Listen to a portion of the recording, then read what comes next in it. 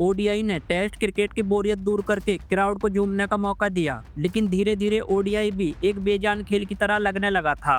But समय समय पर मार्क ग्रेटपैच, सनत जयसूर्या और शाहिद अफरीदी जैसे प्लेयर्स ने अपनी एक्सप्लोसिव बैटिंग से ओडीआई क्रिकेट में जान फूंकने का काम किया था। लेकिन इन सब के बावजूद कहीं न कहीं क्राउड इससे भी बोर होने लगा था। इसीलिए इसके बाद आया टी20, जिसने हमेशा के लिए क्रिकेट को बदल कर ही रख दिया। आज टी20 के बिना क्रिकेट की कल्पना नहीं की जा सकती है, लेकिन इस फॉर्मेट का स्टार्टिंग में खेला जाना भी कोई कम मिस्टीरियस नहीं था। इंग्लिश काउंटी की गिरती पॉपुलैरिटी ने पीसीबी चेयरमैन लॉर्ड मैकलॉरिन के माथे पर शिकन लाने का काम किया था। इसीलिए उन्होंने डोमेस्टिक लेवल पर 2020 चैंपियनशिप स्टार्ट करने की पहल की। लेकिन कुछ इंग्लिश काउंटी इसके बेहद खिलाफ थीं। उनका तर्क था, इतना छोटा format double wicket super sixes tournament की तरह क्रिकेट के साथ एक मजाक होगा। साल 2002 में पीसीबी ने सभी काउंटी की वोटिंग कराई, जिसका नतीजा 11-7 से पॉजिटिव वे में आया। 2003 में खेले गए फर्स्ट टी20 चैंपियनशिप ने इंग्लिश क्रिकेट में जान फूंकने का काम किया। बेन हॉलियोक की कैप्टेंसी में सरे क्रिकेट हिस्ट्री का पहला 2020 चैंपियन बना था। एक महीने से ज्यादा चले इस टूर्नामेंट में लास्ट सीजन के बेंसन एंड हेंजेस वनडे कप से 4 गुना ज्यादा क्राउड आया। यह फॉर्मेट उन फैंस के लिए बेहद खास बन गया जो एक ओवर के लिए भी शांति से बैठना पसंद नहीं करते थे। अब थोड़ी सी देर में फैंस को वह मिल जाता जो उन्हें पहले ओडीआई और टेस्ट क्रिकेट में बहुत इंतजार करने के बाद मिलता था, ढेर सारा फन। टी20 क्रिकेट की बढ़ती पॉपुलैरिटी को देखकर जल्द ही आईसीसी ने भी इसमें अपना सिक्का जमाने की कोशिश की। 17 फरवरी 2005 को जब ऑस्ट्रेलिया ने न्यूजीलैंड के साथ फर्स्ट एवर टी20 मैच खेला, तब किसी ने भी इसको सीरियस नहीं लिया था। दोनों टीमों ने 80s की अपनी किट पहनी थी, जबकि न्यूजीलैंड के प्लेयर्स एक कदम और आगे निकल गए और उन्होंने अपने फॉर्मर प्लेयर्स की तरह दिखने के लिए नकली मूछें और हेयर स्टाइल बनाया। दोनों टीमों ने इसको सिर्फ मजाक की तरह लिया, इवन एम्पायर्स ने भी। 40 ओवर के 2020 ने एक टायरिंग इंटरनेशनल क्रिकेट में नई जान डाल दी। फैंस को इतने कम समय में इतना एक्शन मिला जो पूरे दिन के ओडीआई में भी देखना मुश्किल था। टी20 को शुरू से ही स्पिनर्स के लिए कत्लेआम माना गया। खासकर यंगस्टर फ्लाइटेड स्पिनर को टी20 खेलने लायक नहीं माना गया। इसीलिए किसी भी टीम को मेन स्पिनर सेलेक्ट करने में थर्ड टी20 इंटरनेशनल तक वेट करना पड़ा। लेकिन आज हालात एकदम पलट गए हैं। अब टी20 में सबसे ज्यादा विकेट्स लेने वाले टॉप 5 प्लेयर्स में 4 स्पिनर हैं।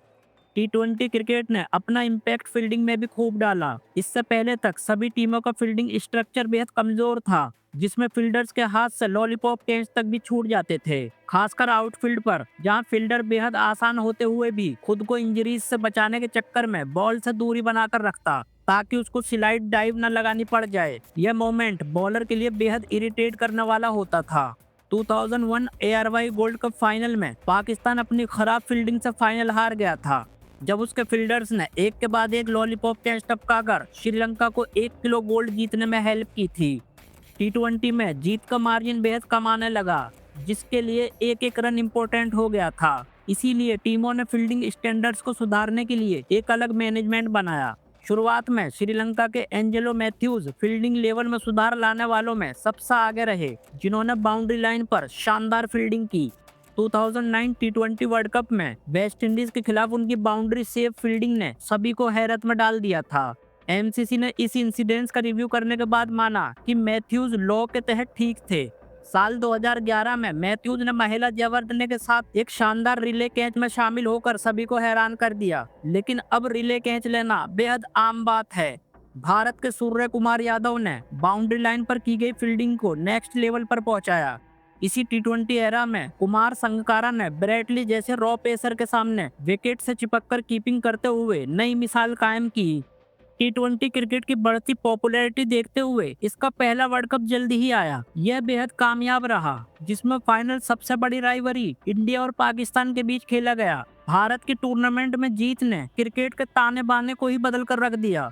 वर्ल्ड कप के शानदार डी एंड के बाद लीग से तेजी से उगने लगी, जिसमें आईपीएल सबसे ज्यादा पैसे और ग्लैमर से भरा था। बीसीसीआई को भी यकीन नहीं था कि आईसीएल की बागी लीग को खत्म करने के लिए की गई पहल उन पर पैसों की बारिश करवा देगी। आईपीएल में प्लेयर्स को बहुत पैसा मिलता है, अंधा पैसा। इसी पैसे के चलते ढेरों प्लेयर्स अपनी कंट्री से खेलते वक्त अक्सर खुद को इस फॉर्मेट में फिट नहीं कर पाते, बट जैसे ही आईपीएल जैसी लीग की बात आती है तो वह एकदम खुद को फिट पाते हैं। सचिन तेंदुलकर ने 2006 ईयर में अपना इकलौता T20 मैच खेलकर कहा कि ये फास्ट क्रिकेट उनके बस की बात नहीं, यह यंगस्टर के लिए है। इसीलिए तेंदुलकर ने अपना पूरा फोकस दोनों बड़े फॉर्मेट पर लगाया। बट बाद में यही तेंदुलकर T20 लीग्स में ढेरों मैच खेलते हैं, ना सिर्फ खेलते हैं बल्कि खूब रन भी बनाते हैं, और ऐसा कभी नहीं लगा कि वह इस फॉर्मेट में सुस्त पड़ रहे हों। अब तक ढेरों मेंस T20 इंटरनेशनल मैच खेले जा चुके हैं, बट IPL आज भी इस फॉर्मेट की किंग मेकर लीग बनी हुई है।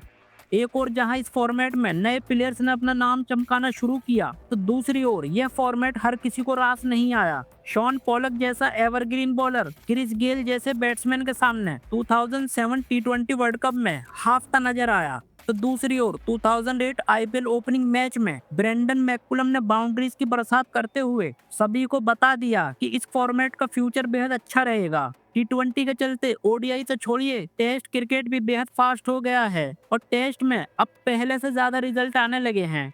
इससे पहले डबल विकेट, सुपर सिक्सेस जैसे टूर्नामेंट्स होते रहे थे, लेकिन इनमें से कोई भी T20 जैसी पॉपुलैरिटी हासिल नहीं कर पाया। इसके आगे दोनों बड़े ICC फॉर्मेट भी कहीं न कहीं पिछड़ते नजर आते हैं। आज T20 के बिना क्रिकेट की कल्पना नहीं की जा सकती है। गाइस, आपको क्या लगता है कि अगर T20 क्रिकेट कभी वजूद में नहीं होता तो क्या होता? इसके बारे में हमें कमेंट करके जरूर बताएं। अगर आपको ये वीडियो पसंद आया हो तो इसको लाइक और शेयर जरूर करें। इसी तरह की मजेदार और जानकारी भरी वीडियोस के लिए हमारे चैनल को सब्सक्राइब करने की कृपा भी करें। जय हिंद।